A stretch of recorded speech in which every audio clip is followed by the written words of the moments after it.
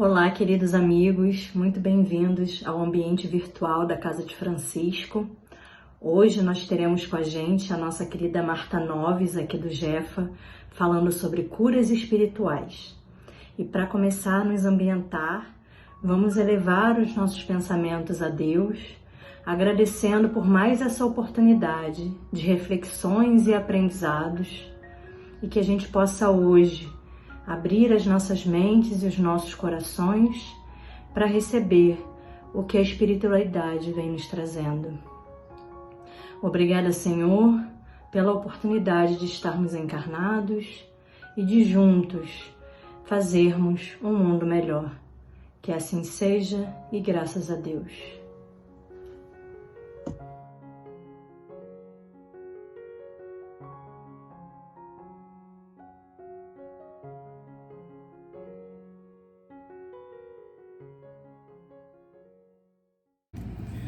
Olá, amigos! É uma grande alegria estarmos aqui mais uma vez reunidos para falarmos acerca dos ensinamentos de Jesus e também para rememorarmos o legado que nos foi deixado por Allan Kardec.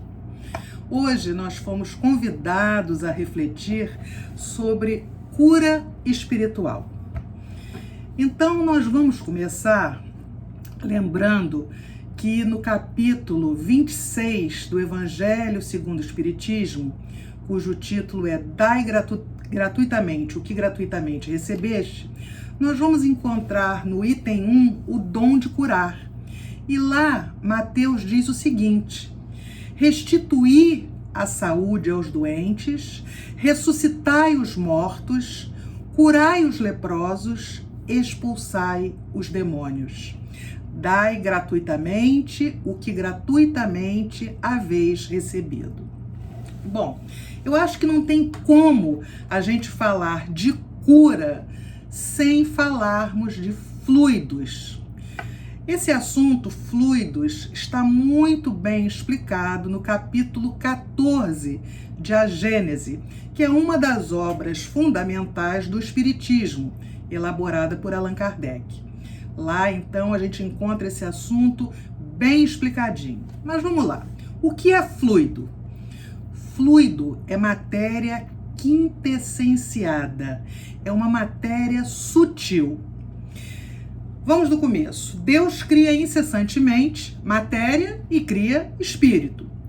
Kardec, na verdade, ele se apropriou de um termo da ciência, né? Porque fluido é um termo da ciência. Kardec, então, vai no século XIX e se apropria desse termo para falar sobre todos os estados da matéria. Então, todas as vezes que Kardec está se reportando a fluidos, ele está falando dos diferentes estados da matéria. Vamos nos lembrar que a matéria é criada num estado de pureza absoluta. É o chamado fluido cósmico universal. E na medida que os espíritos vão agindo sobre a matéria, através de seu pensamento e de sua vontade, essa matéria vai se transformando. Hoje, nós conhecemos apenas 4 estados da matéria, que são sólido, líquido, gasoso e plasma ou radiante. Entretanto, com o avanço da ciência, muitos outros estados de matéria, né, serão encontrados. Então vamos lá. Se fluido é matéria, não existe a denominação fluido espiritual. Kardec cita essa terminologia lá na Gênese, inclusive, ele fala em fluido espiritual para ficar mais fácil da gente diferenciar quando ele está falando daqueles do mundo físico e quando ele está se referindo àqueles do mundo espiritual. Mas, na verdade, fluidos são sempre materiais. E os fluidos, eles são sempre neutros, ou seja, eles não são bons nem maus. E quando é que esses fluidos vão deixar de ser neutros? Quando entra o pensamento e a vontade, seja de um encarnado, seja de um desencarnado. Uma outra coisa, né, interessante da gente observar é que não há manipulação de fluidos, né? Muitas vezes a gente fala da manipulação de fluidos. Por que não há manipulação de fluidos? Porque os espíritos não têm mãos. Então, o espírito, através do pensamento e da vontade, é que fazem com que as coisas aconteçam. Então, por analogia, a gente pode dizer que a mão do encarnado seria a mesma coisa que esse pensamento e essa vontade do espírito. Então, a partir desse pensamento, dessa vontade, os espíritos então vão dar qualidade e direção, né, para o fluido. Ou seja, vão direcionar para onde eles querem que aquele fluido vá. Então, na verdade, o fluido é o condutor de nossos pensamentos, tanto de nossos bons pensamentos quanto dos maus pensamentos. Se a gente observar, muitas vezes a gente chega num lugar e a gente sente o ambiente pesado, ou então a gente sente esse ambiente extremamente leve, a gente tem vontade de ficar ali e de não sair nunca mais. Por que isso? Porque o ambiente reflete o conjunto de pensamentos nele existentes. Então isso quer dizer que tanto encarnados quanto desencarnados estão pensando num determinado lugar. Então, quando a gente adentra aquele lugar, a gente vai captar essa energia, esses fluidos que estão pairando naquele ambiente. Agora, então, vamos partir para as curas. Se a gente observar, Jesus, no Novo Testamento, né, está lá descrito que ele fez 38 curas. A pergunta é, por que ele não fez mais curas? Por que ele não curou mais pessoas? Porque Jesus jamais derrogaria, ele derrubaria, ele iria contra uma lei natural. E para que exista cura, é preciso que haja duas coisas simultaneamente. É preciso necessidade e merecimento.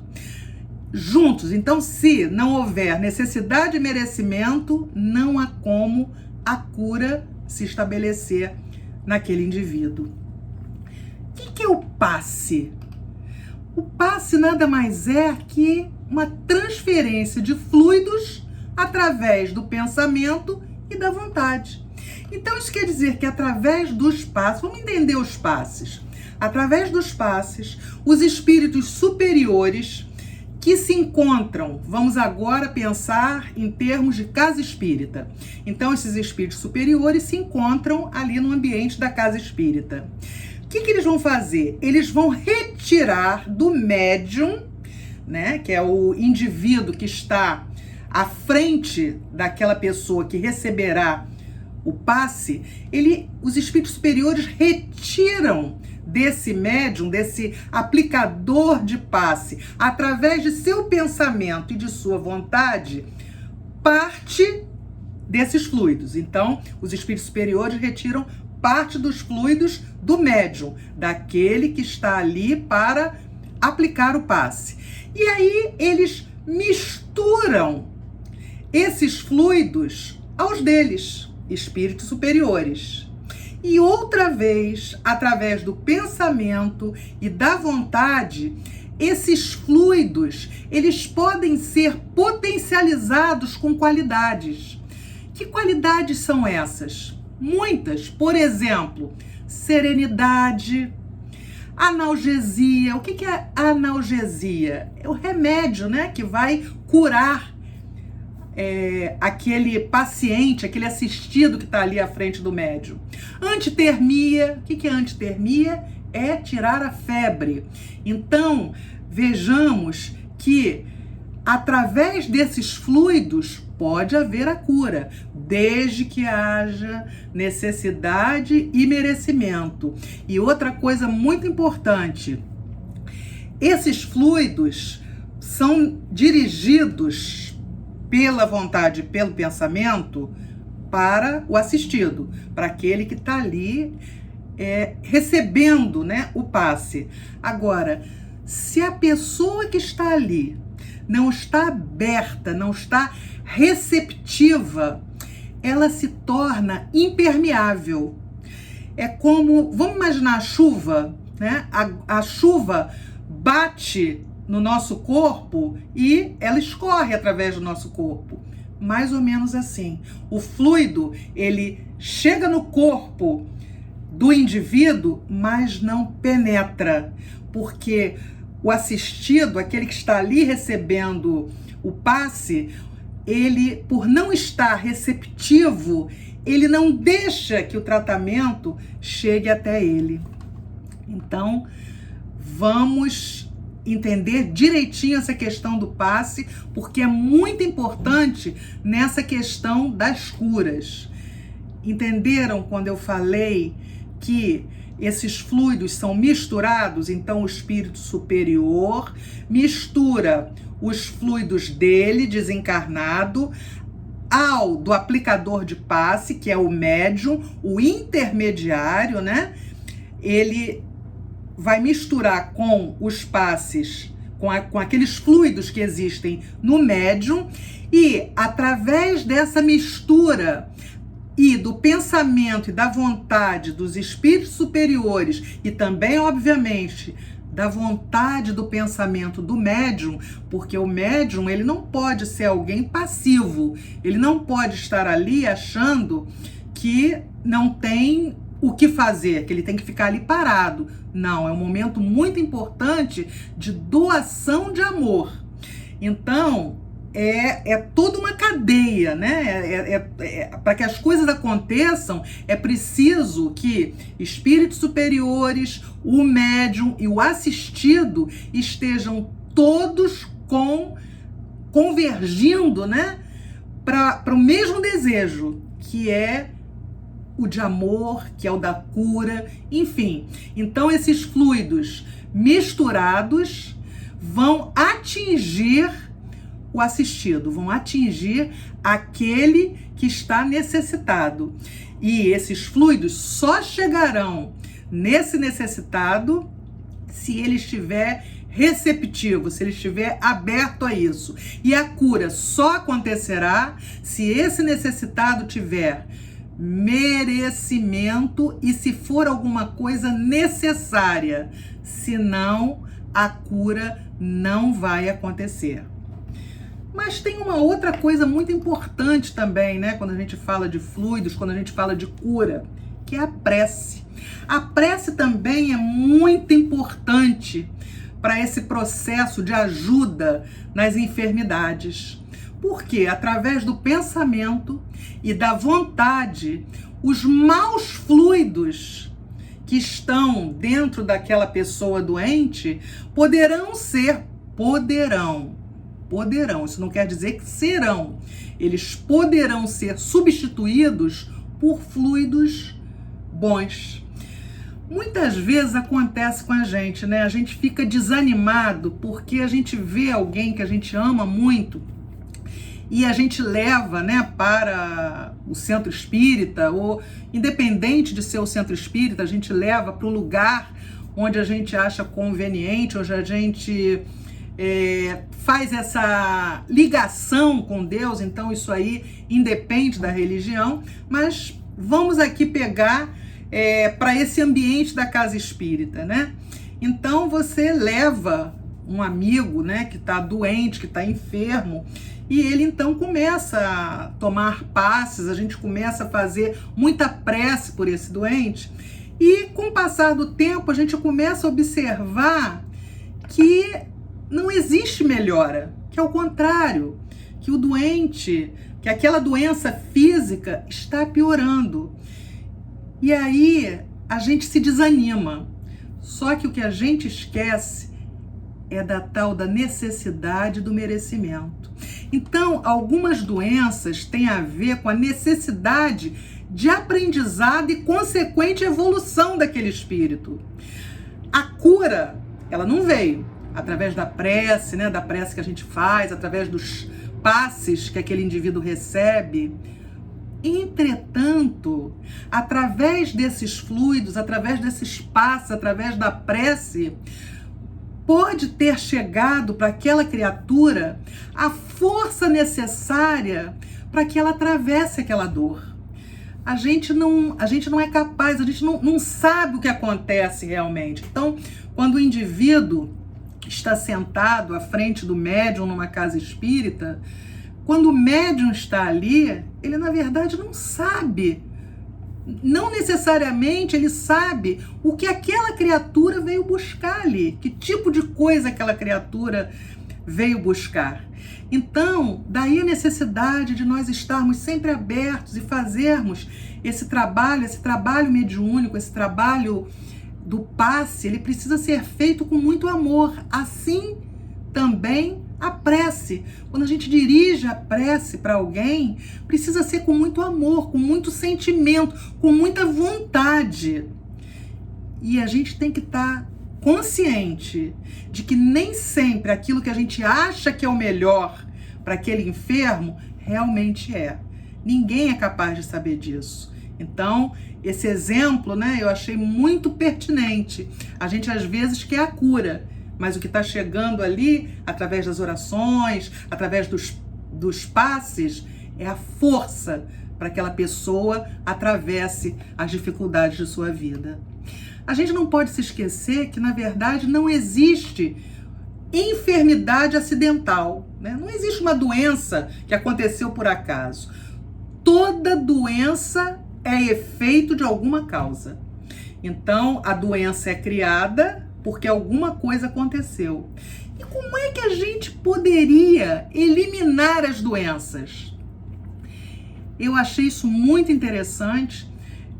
Eu escutei essa fala que eu vou dizer agora num episódio chamado Esclarecimentos Oportunos, em que o professor Milton Filipelli fala acerca do assunto. E ele falou uma coisa que eu achei muito interessante e divido com vocês. Ele diz o seguinte, que para que a doença seja eliminada, é preciso que haja uma transformação do doente de ordem moral. Porque se a gente não se transforma moralmente, a cura não vai acontecer. E se ela acontecer, ela pode ser reincidente. A doença pode vir novamente. E aí, o Milton fala de forma brilhante o seguinte, que a doutrina espírita, ela nos ensina que a cura virá quando a gente aprender a pensar no futuro. E o que significa pensar no futuro? Significa criar hoje novas causas para que o nosso futuro seja mais tranquilo. Ora, se a doença é resultado de uma causa, nós, se estamos adoecendo, é porque as causas estão erradas. Então, a gente precisa atacar essas causas. E como é que a gente ataca essas causas? Nos transformando, tirando de nossas vidas sentimentos como raiva, rancor, a cólera, a tristeza, o desânimo. Porque se a gente tirar esses sentimentos, se a gente conseguir transformar esses sentimentos dentro de nós, se a gente começa a fazer isso hoje, a gente vai ter um futuro mais tranquilo, com menos doenças. Então eu achei essa fala muito interessante, porque na verdade nós somos os responsáveis pelo nosso destino. Eu gosto muito de dizer isso, né? Quem promove a nossa cura somos nós mesmos. E a finalidade da doença, muitas vezes, quando a gente fica doente, a gente é obrigado a parar. Então, quando a gente para, a gente reflete. E é nesse momento da reflexão que a gente tem que aproveitar para traçarmos novos projetos para a nossa vida. Apesar de ser difícil, né? Porque quando a gente está doente, a nossa tendência é ficar desanimado, mas a doença é um momento excelente para que a gente possa começar esse processo de transformação. É fácil? Não, não é fácil. É muito difícil, mas é algo necessário para que a gente consiga ir eliminando aos poucos a doença, não só de nós mesmos, mas também do planeta inteiro, né? Esse planeta onde nós estamos encarnados.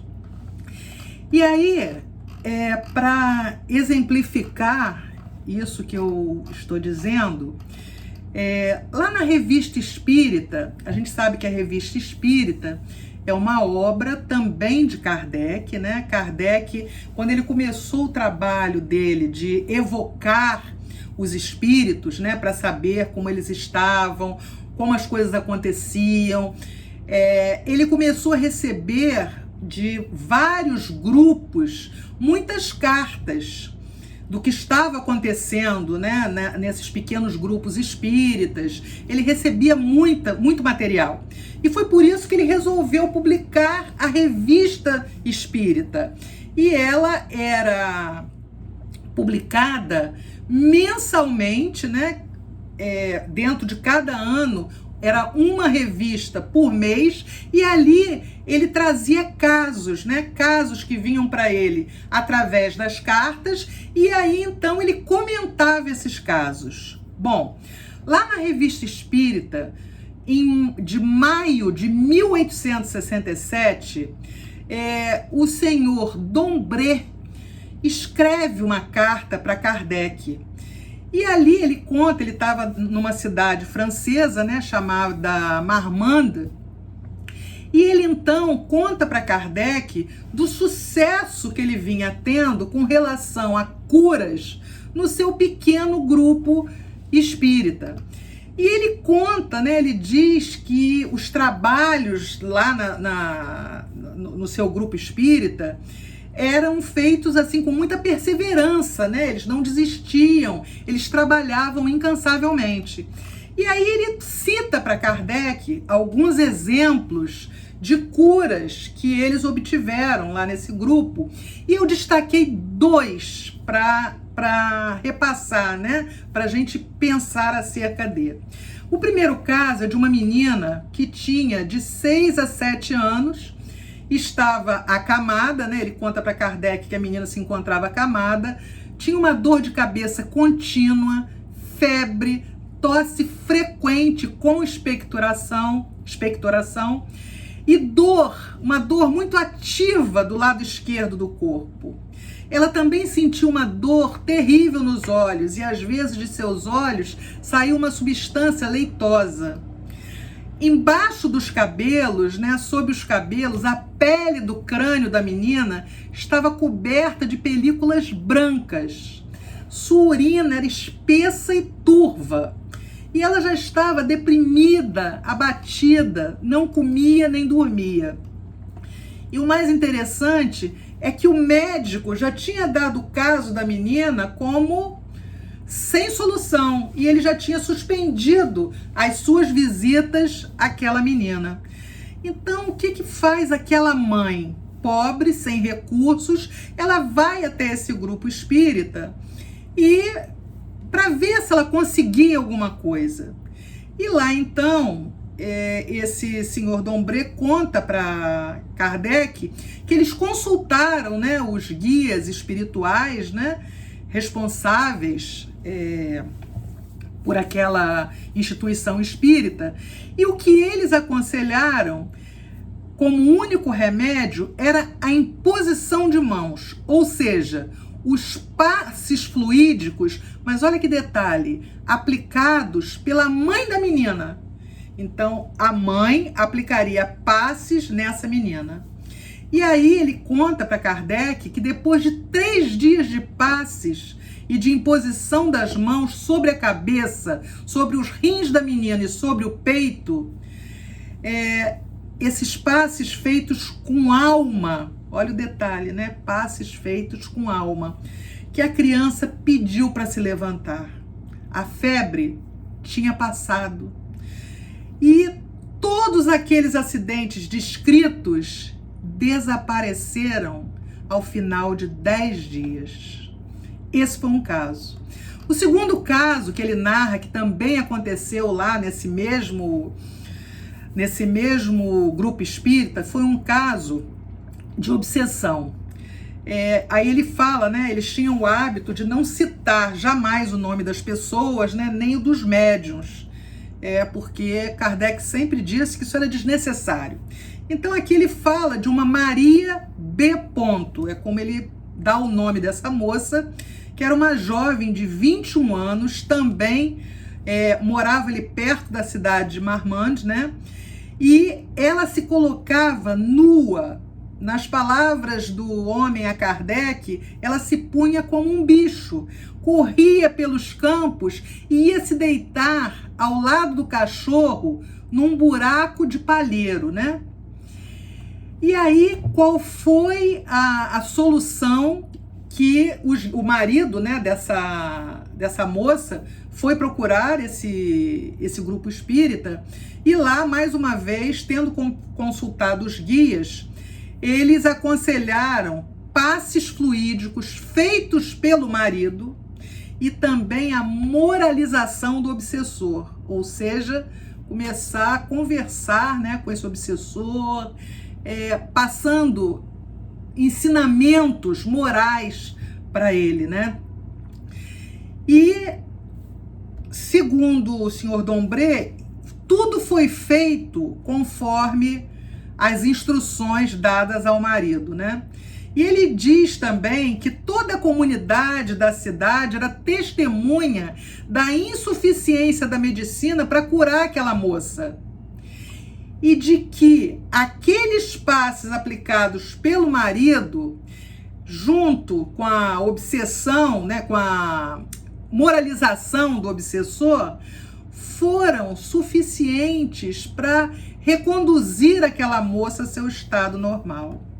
E aí Kardec, então, não foram só esses dois casos, né? O senhor Dombré, ele fala de outros casos que aconteceram também, mas até por conta do tempo, né, a gente cita esses dois. E aí agora Kardec comenta essa carta. E ele fala que esses casos de cura nada tem de extraordinário. E que se a persistência do sucesso com relação às curas nesse grupo espírita acontecia, era porque aqueles que ali trabalhavam com perseverança e com dedicação. E aí Kardec diz, né, que quando a gente trabalha com perseverança e com dedicação, os bons espíritos jamais nos faltam. Eles só abandonam aqueles que deixam o bom caminho. Kardec diz que os bons espíritos sustentam até o último momento aqueles que trabalham com afinco. E ele diz também que essa prática, né, do passe feito pelos familiares, né, não era uma coisa demasiadamente encorajada. Mas ele diz que a gente não podia perder de vista os resultados que foram alcançados através desse trabalho. E aí ele termina dizendo que não se pode perder de vista a boa direção dada ao trabalho, né, pelos chefes dos grupos curadores e do impulso que esses dirigentes souberem imprimir por sua energia, seu devotamento e seu próprio exemplo. Então Kardec aí mostrando a importância da gente trabalhar a nossa moralidade, principalmente aqueles que são dirigentes, né, de casas espíritas, precisam estar muito voltados para esse trabalho, né, de moralização. Se bem que é um trabalho importante para cada um de nós, independente de sermos espíritas e de estarmos dirigentes no momento ou não, num determinado momento numa casa. É alguma coisa muito importante, porque a gente vai estar trabalhando não só para o nosso progresso individual, mas também para o progresso do planeta onde a gente vive. Para terminar, eu escolhi falar alguma coisa dita por André Luiz através de Chico Xavier, das mãos de Chico Xavier, em forma de oração. Então André Luiz nos diz assim: